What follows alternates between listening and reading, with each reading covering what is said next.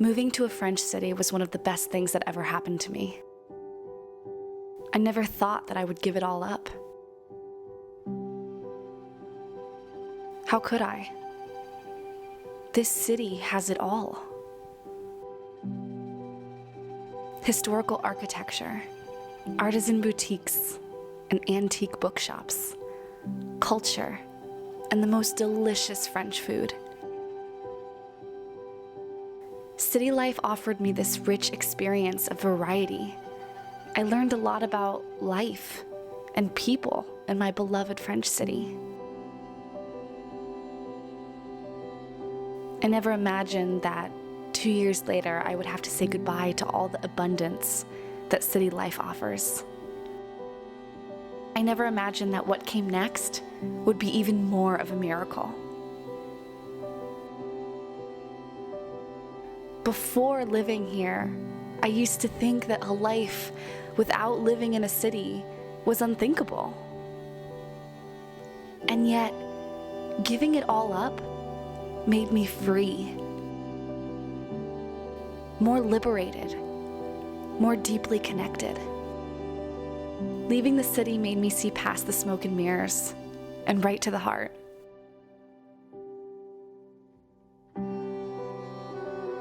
There are no more distractions, only presence.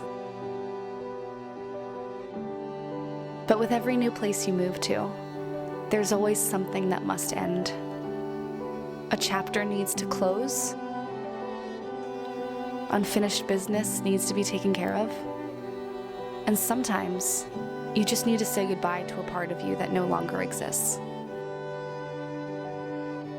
Sometimes, you just need closure. To say goodbye to that piece of you that you leave behind. So I recently went back to the city. Strasbourg, France. The only place that has ever felt like home to me. To bid a proper farewell. Farewell to friends I've grown close to, and booksellers I've made small talk with, the Alsatian cheeses and the daily market, the antique shops, cobblestone streets, and Gothic churches. People in the streets, the bicycles, fashion in the windows. Living abroad in France has reminded me that we are always evolving and always changing. Our interests will morph into new ones. Perhaps what was once important to us evaporates, and moving often has taught me to embrace this change. Because we are always changing. Nothing stays the same. Accepting this fluidity, I've noticed that life had a mysterious way of showing me what would bring me fulfillment. When we let go, when we surrender, and say goodbye to what once was, our past experiences, memories, our old habits and beliefs, that's when miracles and magic come in. That's when life takes over. But I still appreciate city life in France. Fresh peonies and tulip stands, local artists sharing their magic with the world, cobblestone streets and flying buttresses and stained glass windows.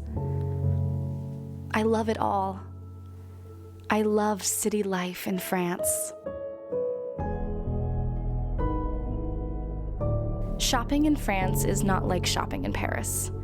In Paris, luxury fashion is very popular, and wearing brand names on Champs-Élysées is very stereotypical.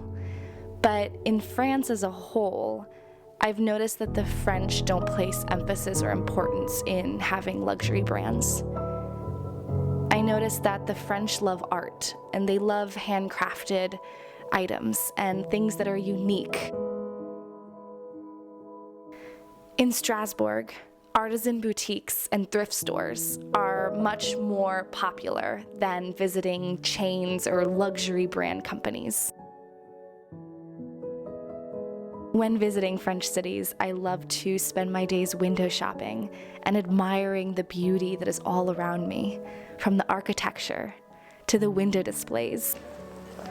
The woman in line across the street from me has a big baguette in her purse. Oh no, she has 2 baguettes. Oh, that's so French. So French.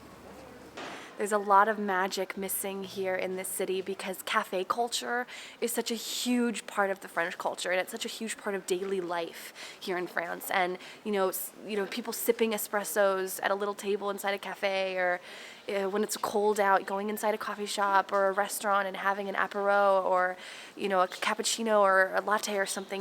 That's such a huge part of the culture. And without that, there's a little bit of magic missing here in France, and you could feel it here on the mainland in the cities.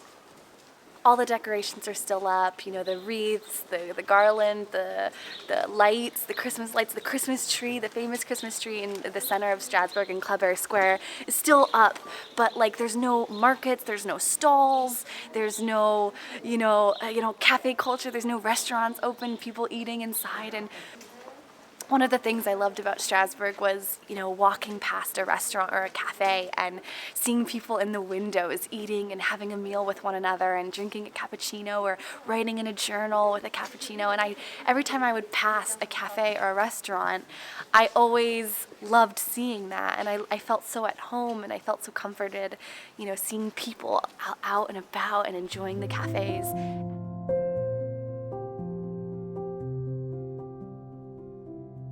Right before arriving in Strasbourg, we took our COVID tests and then took a quick flight to stay with our good friends. On New Year's Eve, we enjoyed a traditional raclette, which was my first time trying it. Originating from Switzerland, but also very popular in France, the meal consists of melting raclette cheese and eating it with potatoes and vegetables. It was so delicious. I can't believe we hadn't experienced it sooner. Our friends showed us some of their favorite New Year's Eve traditions, like watching Dinner for One, an 18-minute black and white short, quite popular for watching on New Year's Eve in many European countries. They also showed us the Austrian tradition of tin pouring, which is a playful and lighthearted attempt at predicting the coming new year. Using a spoon, we melted these lucky charm figures over a flame, and once it turned to liquid, we poured the tin into a bowl of cold water, where it solidified. And the new figure acts as a symbol to predict your new year. It was so much fun, and I'd love to keep this as our New Year's tradition going forward. At midnight, we ran into the new year, Venezuelan style, by running the block with an empty suitcase in hand, traveling into 2021. By the end of the week, I was so excited to return home, to our quiet life in the mountains.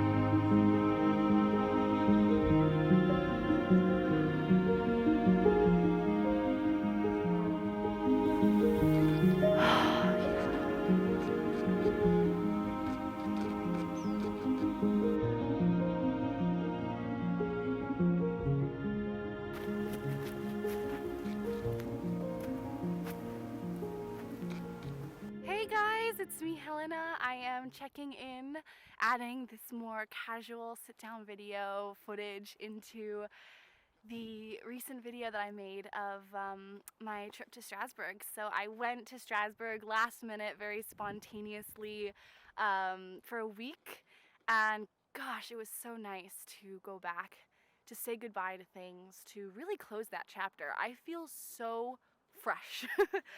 Also, I just want to say that while I was in Strasbourg, one of my videos got picked up by the algorithm, which, you know, if you're a YouTuber, it's like a blessing. It's one of those little miracles that sometimes is sprinkled on your channel, and when it happens, it's really exciting and really cool. I took a week off of YouTube, stopped thinking about YouTube for a whole week. I didn't even go on YouTube and like look at anything. And when I was distracted and looking elsewhere, the algorithm picked up one of my videos, and that just goes to show the importance of surrender. And I talk about this all the time, the importance of surrender and letting go and just surrendering your life to the universe. And oh my gosh, it's powerful. It's really powerful. Yeah, but so welcome. Hello, everyone who's new here on the Simple Joys channel. Welcome.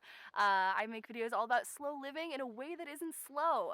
So, so if you're looking for content on simple living, slow living, living a life of intention from within, intuitive living, and you're interested in hearing that kind of content from someone who has a very fiery, big personality, welcome. Welcome to Simple Joys. One of the things that's been really hard actually for me this week, and I actually took like an extra 3 days off of YouTube. I didn't make any videos or anything because, you know, mean comments aren't very nice, and I want to record this in real time with you. When you're putting your life in the public eye and you're making videos and you're putting it out for everyone to see, people want to give their opinion of you. That's the age we live in. We live in the age of opinions, the opinion culture, where everyone has an opinion and they feel the need to tell you about their opinion. And I've gotten a lot of comments on like several of my videos in the past week since the algorithm picked me up, saying things like, "You're too passionate. Your voice is too passionate. It's too much. You know, the way you speak." And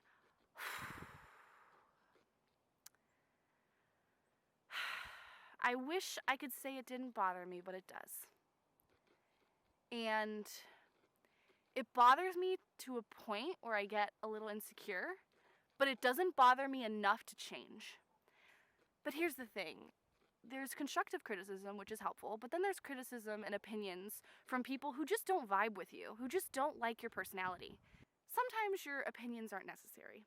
And I like to use the analogy of a restaurant. You're driving in your car on the highway and you see your favorite restaurant and you're like, "Oh, I love that place. That place has the best French fries." And then you keep driving on the highway and then you see another restaurant where they have terrible French fries, or at least your opinion, they have terrible French fries, right?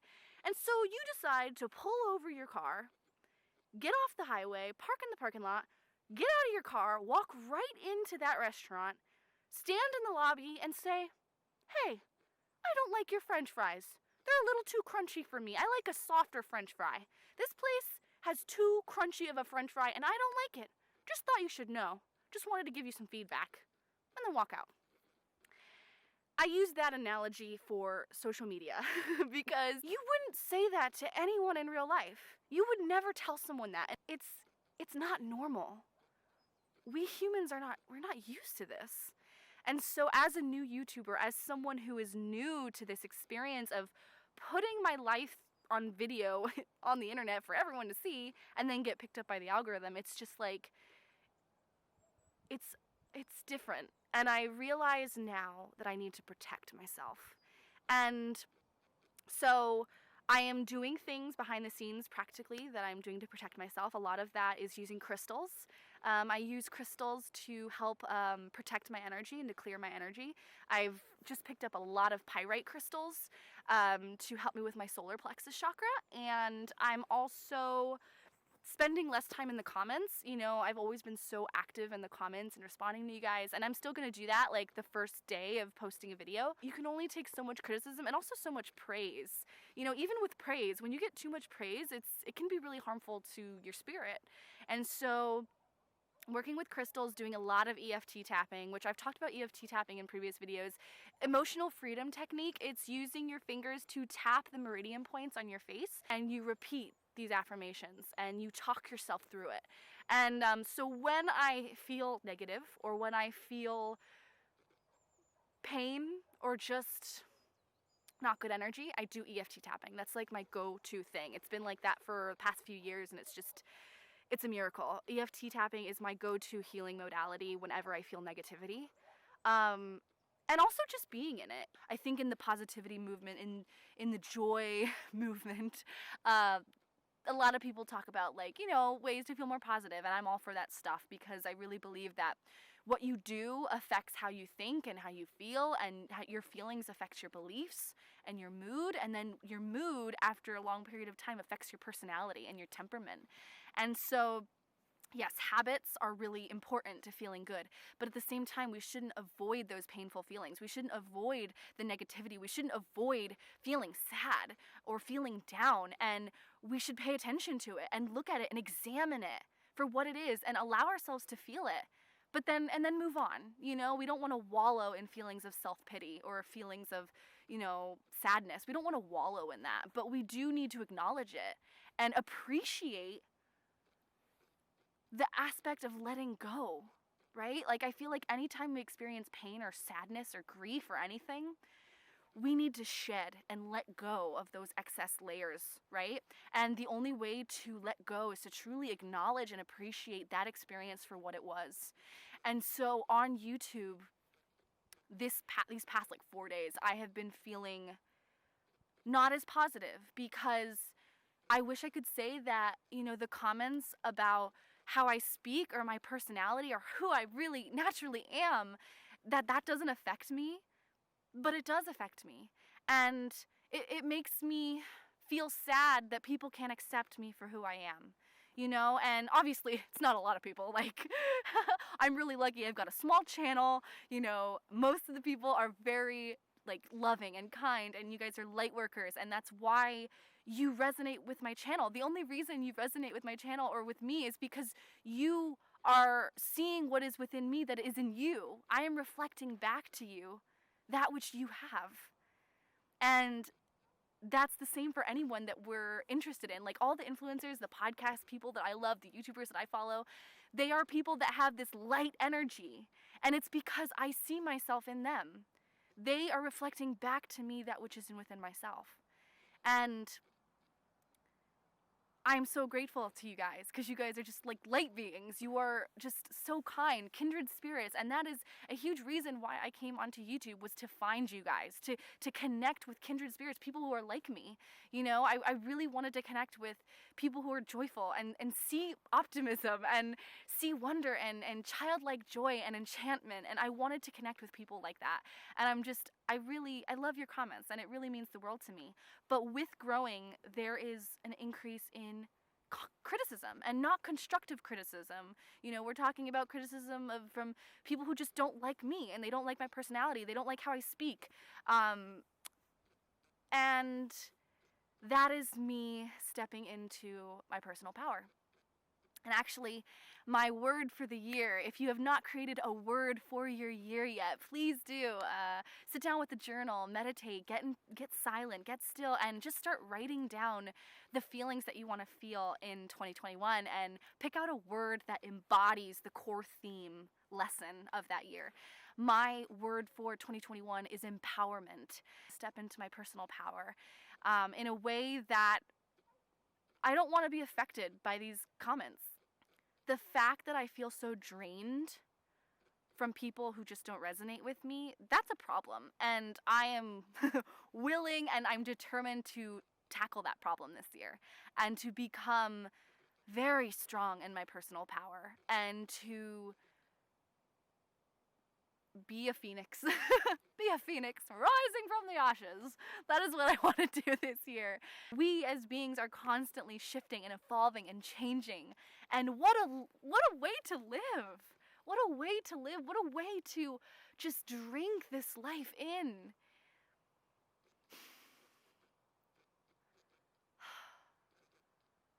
Passion.